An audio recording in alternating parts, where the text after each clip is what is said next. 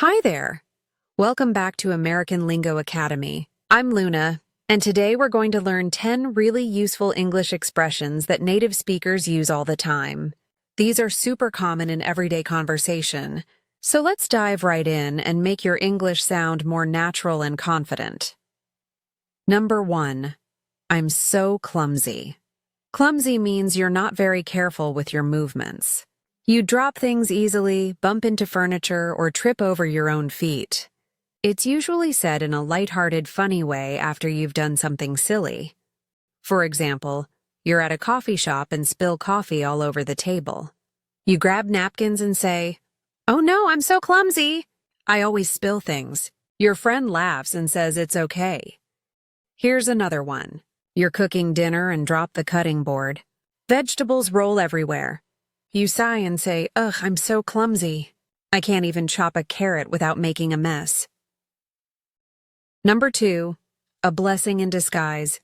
This is an idiom. A blessing in disguise means something that seems bad at first, but later turns out to be good. The disguise part means you can't see the good thing right away because it looks negative. For example, you apply for a job you really wanted, but they choose someone else. You're disappointed. 2 weeks later, you get offered a better job that pays more and is closer to home. Not getting the first job was a blessing in disguise. Here's another one. You're planning a beach vacation but get sick the day before and have to cancel. You feel frustrated, but your friends tell you it rained all weekend and the hotel had problems. Getting sick was actually a blessing in disguise. Number 3. One for the road. This is a phrase. One for the road means having one last drink before you leave a place. The road refers to your journey home.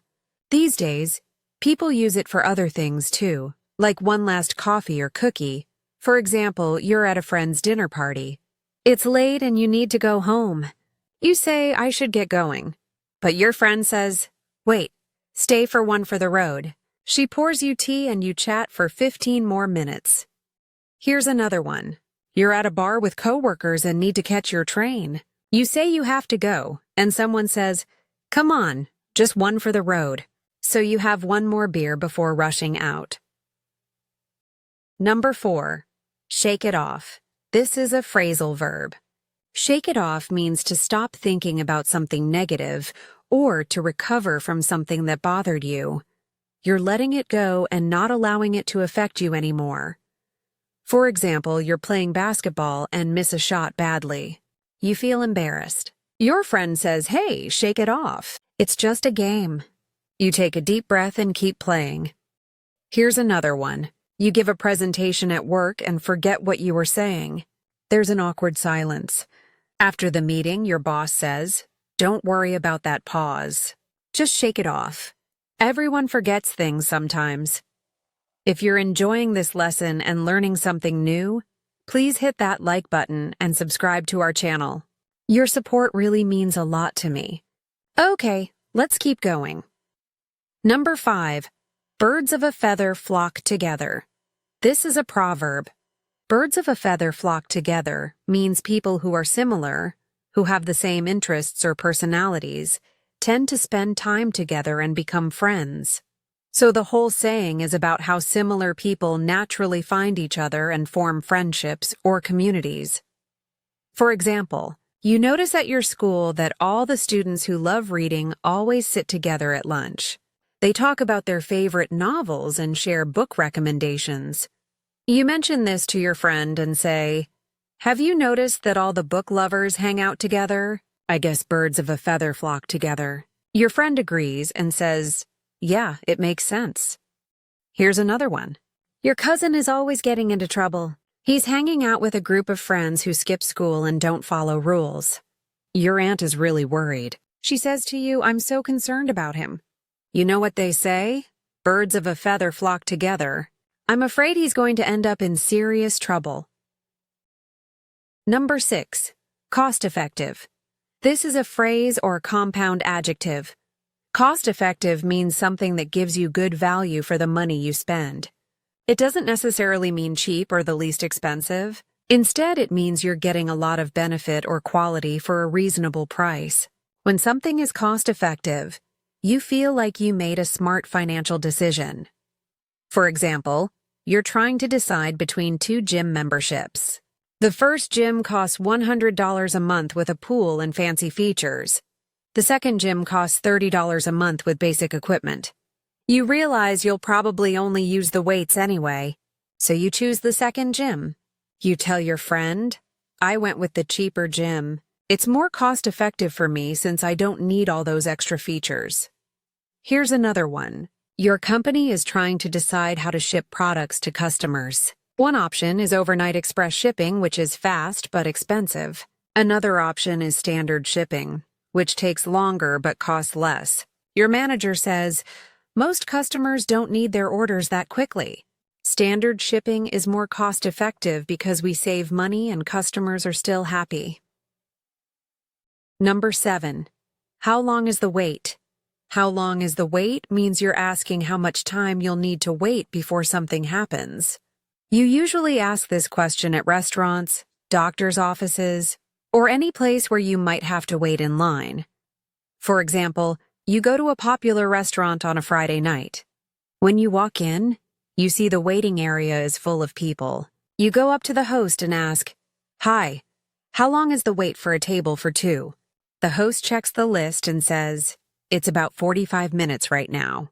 You think about it and decide that's too long. You say, "Okay, that's a bit too long for us tonight." Thanks anyway. Here's another one. You're at the dentist's office for your appointment. You arrive on time, but the waiting room is crowded. After 15 minutes, you're getting worried because you have another appointment later. So you go to the desk and ask, "Excuse me, how long is the wait? I have somewhere to be in an hour." She checks the schedule and says, "You should be called in about 10 more minutes." You feel relieved. Number 8. One door closes, another opens. This is a proverb. One door closes, another opens means when one opportunity ends or when something doesn't work out, a new and often better opportunity will come along. The door is a metaphor for opportunities in life. The saying encourages people to stay hopeful and optimistic even when things go wrong. For example, your best friend just got rejected from the university she really wanted to attend. She's upset and feels like her dreams are ruined. You sit with her and say, "I know you're really upset right now, and that's okay. But remember, one door closes, another opens. Maybe you'll get into a different school that's even better for you." A few weeks later, she gets accepted to another university with a scholarship and realizes you were right. Here's another one. You've been working at the same company for years and really wanted a promotion, but your boss gives it to someone else. You're devastated. A week later, you get a call from a recruiter about a job at a different company. You go to the interview, and they offer you a position that's even better. The pay is higher and the work is more interesting. You realize that not getting the promotion was actually a good thing. Number 9. I'm out of sorts. This is an idiom. I'm out of sorts means you're feeling a bit off, not quite like yourself. You might be tired, a little grumpy, slightly sick, or just in a strange mood. It's not that anything is seriously wrong, but something feels not right. It's a gentle way to let others know you're not feeling 100%. For example, you wake up on a Monday morning and you just don't feel good. Your body doesn't hurt, you're not sick, but you feel tired and unmotivated. Your roommate asks if you want to go out for breakfast, but you say, "No thanks. I'm just feeling out of sorts today. I think I need to take it easy." You spend the day resting, and by evening, you start to feel better. Here's another one. You're at work, and your coworker notices you're quieter than usual. Normally, you're chatty and friendly, but today you're just sitting quietly at your desk. She comes over and asks, "Hey, are you okay? You seem different today." You look up and say, "Yeah, I'm fine.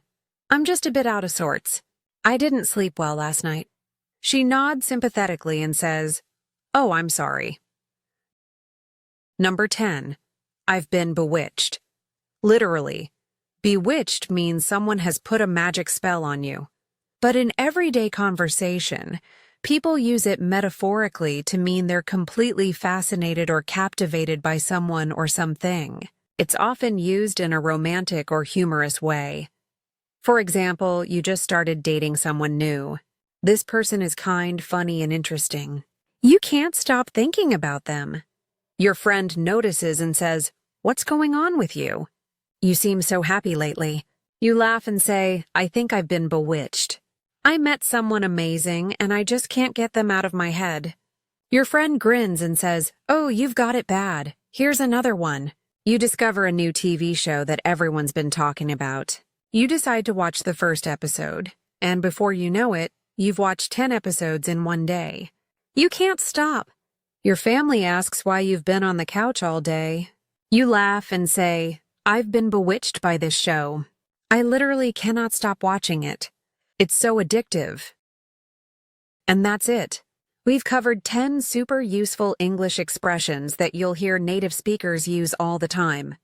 Keep practicing, and soon these phrases will feel completely natural to you.